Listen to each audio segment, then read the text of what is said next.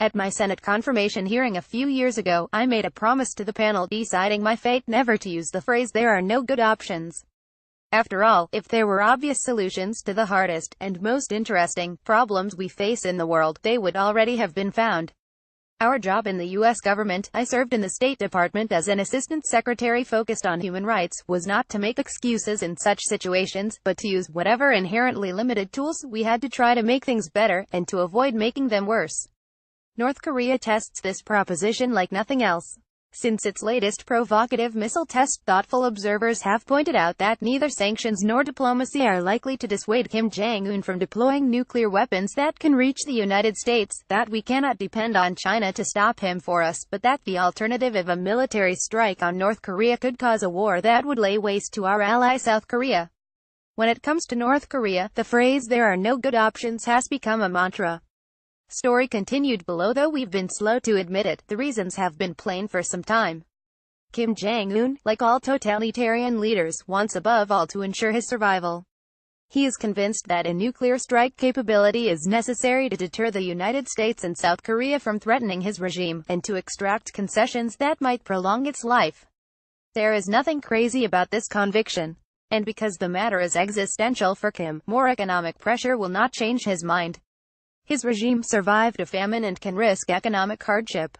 What he apparently will not risk is following the example of Saddam Hussein and Muammar Gaddafi, who gave up nuclear programs and found themselves defenseless against foreign interventions that claimed their lives. But there is an opportunity in Kim's obsession with survival. While he assumes the United States would not start a catastrophic war to stop his nuclear program, he also knows that were he to start that war, the U.S. would have no reason to hold back. We could, and likely would, destroy his regime.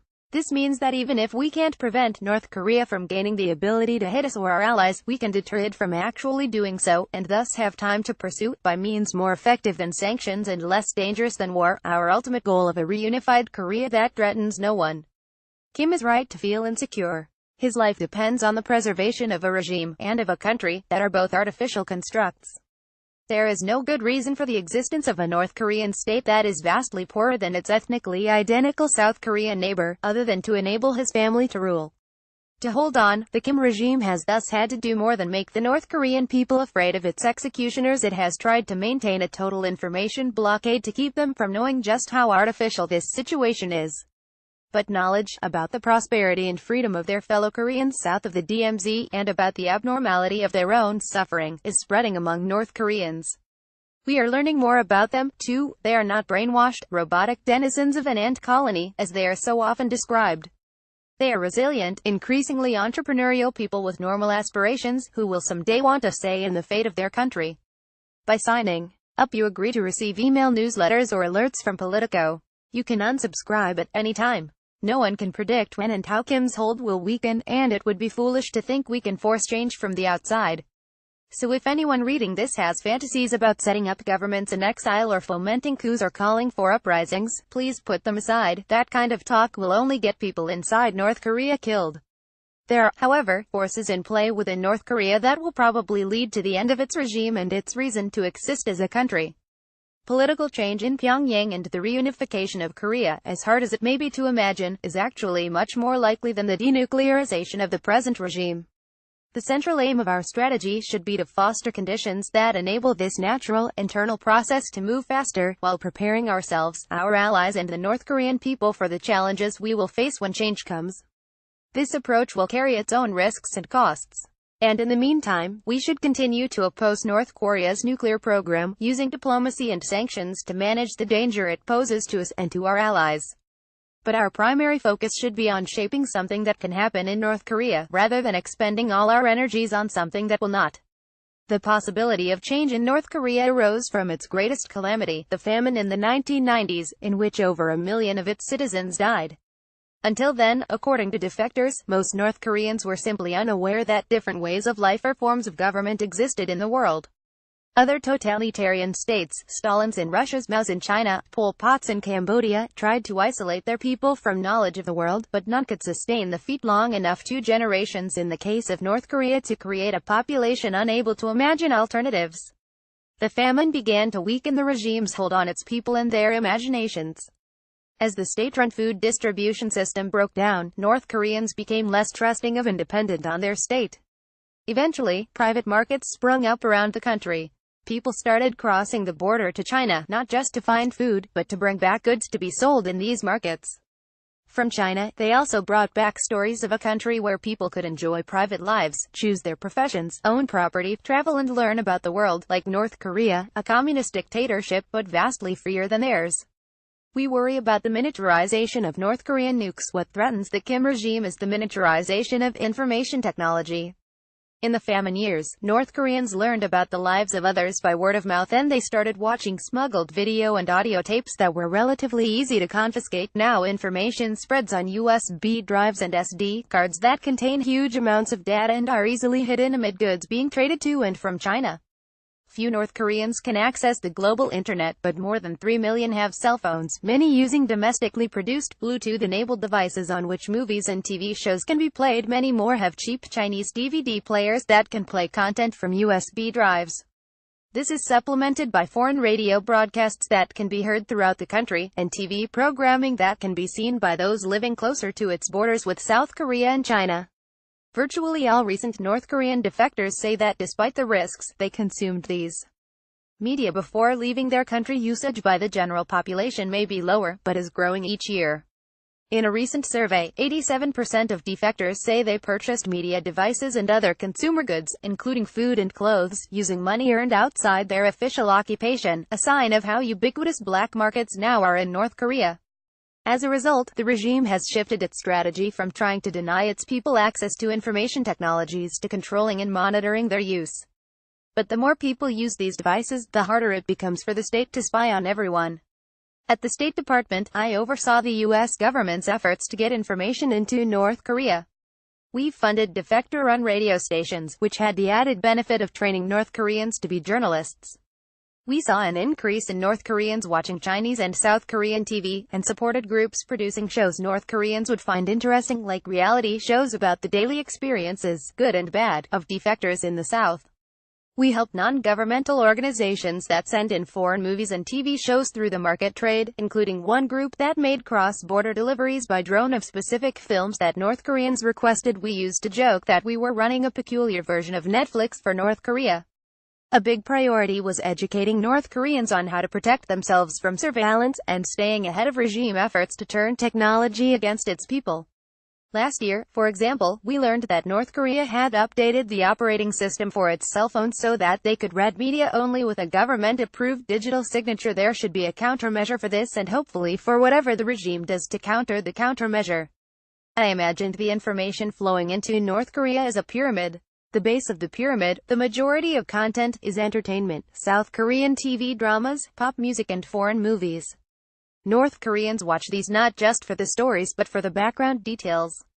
Consider what a cop show, or teenage school drama, can teach about how people in a normal country interact with authority.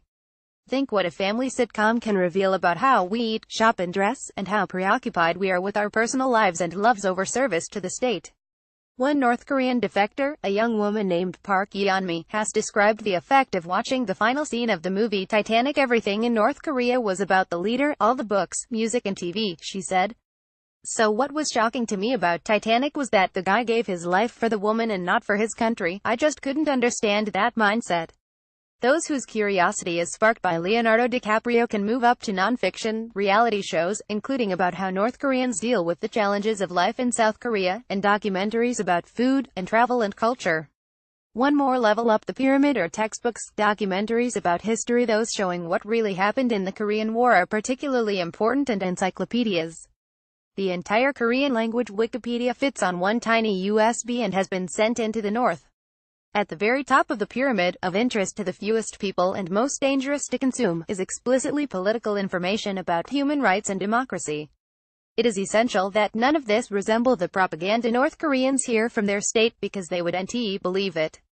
The best content is honest about problems in America and South Korea, while showing how citizens in a free country can address them. The most obvious effects of exposure to information are superficial. Young North Koreans are increasingly copying the hair, clothing styles and manners of speech they glean from foreign media. The political effects are not yet visible, but I think the Kim regime is right to fear them. Its past success in denying people information is precisely what makes it vulnerable to a sudden influx of information. More than any other modern dictatorship, its legitimacy depends on myths about the Korean War, the infallibility of its leaders, and how much better it is to live in North than in South Korea, that are shattered once people know the truth. The more total the lie, the more total rejection of the liar when it is exposed. By sharing media with family, friends, and broader networks, and by learning to avoid detection, North Koreans are also gaining skills and connections essential to independent political organization. In a totalitarian state like North Korea, a group of neighbors gathering once a week to watch the latest episode of a forbidden soap opera is committing a political act, and forming, with the market traders who deliver them this treasure, a rudimentary civil society. A recent survey taken inside North Korea suggests that participation in these activities is making people less dependent on and more critical of the state. None of this means that effective political resistance is yet possible in North Korea. Its police state remains brutal and ineffective. But similar totalitarian regimes, Romania under Ceausescu, Libya under Gaddafi, have appeared just as impregnable, until they were not. Unpredictable events, a local riot that police hesitate to put down, a change in the health of the leader, the execution of the wrong person, a split in the security forces, can break open hidden cracks in what seems a solid foundation. Exposure to information is a predicate for this. Without it, North Koreans could not conceive an alternative to the present regime, or any way to attain it. With it, their regime becomes just an ordinary dictatorship, vulnerable to the sudden swings of fortune that all dictatorship eventually suffer. That day will bring its own challenges. The Kim regime cannot evolve in the way communist China has because, again, it presides over an artificial country. If its people gain even a bit of freedom, the first question they will ask is the one East Germans asked in 1989: why should they stay separated by minefields and machine gun nests from a vastly wealthier and freer version of themselves? So the regime must rule as it has or lose a country to rule. But would an impending loss of power, for which North Korea's leaders will blame us whatever our actual role, be the thing that pushes it to start the war we all fear? Of course, we can't be sure. But experience suggests that in their final moments, dictators, and more important, those to whom they give orders, are preoccupied with getting themselves, their families and their money to safety, goals that are generally not advanced by starting last-minute wars with foreign powers. If such a moment comes in North Korea, most of the regime's security officials will likely be thinking about how to survive reunification, something we should be encouraging them to consider, not how to follow their leader to oblivion. In any case, an eventual challenge to the stability of the regime is inevitable. I would rather face it sooner, while the regime's military capacity to lash out is less developed, than later when the danger will be greater. I'd rather that North Koreans' misery end sooner than later, too. Fears of a sudden refugee crisis if the North Korean regime crumbles are also somewhat exaggerated. North Koreans will not be able to cross the DMZ to South Korea in the way that Berliners could walk through checkpoint Charlie. China can control its border if it wants, and in any case, the vast majority of North Koreans, like the vast majority of people everywhere, do not now and will not then want to be homeless refugees, unless mass violence leaves them with no choice. The greater challenges would likely come after reunification. South Koreans will bear huge costs. North Koreans will face painful adjustments. There will be new geopolitical risks, given China's fears of a U.S.-allied unified Korea. But again, these cannot be put off forever, and we should prefer them to the dangers of a divided Korea with an unstable nuclear-armed dictatorship in the north. Trying to influence and prepare for change is a better option than pretending it will never happen. So how do you solve a problem like Korea? Here are some options that could actually be good. Flood the zone with information. In the last year of the Obama administration, we increased our funding for getting information to North Koreans. But the State Department still allocates less than $3 million for this effort, and the Trump administration's first budget request did not mention it. Congress should work with the administration to create a well-funded, dedicated program. The State Department should also continue efforts we began under Obama to enlist like-minded allies in Europe and Asia to back these efforts, and tech companies to find creative ways for North Koreans to share information safely. More funding should also go to scholarships for North Korean defectors, so that they will be ready to help their people if the North opens up. Emphasize human rights and reunification, not regime change in one sense. This is a distinction without a difference, since the Kim regime could not exist if North Koreans could speak, travel and vote freely, and of course it could not survive reunification. But we are more likely to gain support for goals that enjoy broad international legitimacy than with rhetoric that evokes the invasion of Iraq. Our language, like our methodology, should be all about empowering North Koreans to make their own choices, rather than imposing ours. Continue sanctions, but don't shut off North Korea. Even if we can't stop North Korea's weapons programs, it makes sense to cause delays and disruptions, including through targeted sanctions against Chinese companies that work with the North Korean military. But we should not encourage an end to general trade between China and North Korea, because the movement of goods enables the movement of people and ideas. The Kim regime was never more secure than when its country was closed to the world. A return to total isolation would prolong its life, while making its ultimate demise harder to manage. Strengthen, don't undermine, the U.S.-South Korean alliance. Everything we must do to empower the North Korean people and to manage the burdens and risks of the North's eventual transformation depends on close cooperation with South Korea. We may need to sustain this difficult joint effort for years to come. It was thus incredibly irresponsible for President Trump to break solidarity with our ally when the need for it was at its highest by threatening to renegotiate the U.S.-South Korea trade agreement during President Moon's recent visit to Washington.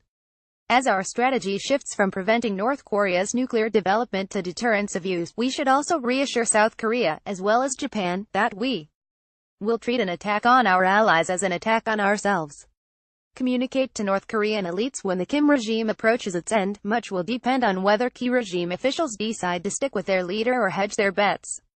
Working with South Korea, we should find ways to convey to these figures that there can be a place for them in a reunified Korea with at least their safety and wealth protected, so long as they are not personally tied to the regime's crimes and make the right choices when it matters. Talk to China about reunification. The Chinese government is terrified of regime collapse in North Korea. It does not want to concede the possibility by talking about it. Yet somehow, we must find a way to have an honest conversation.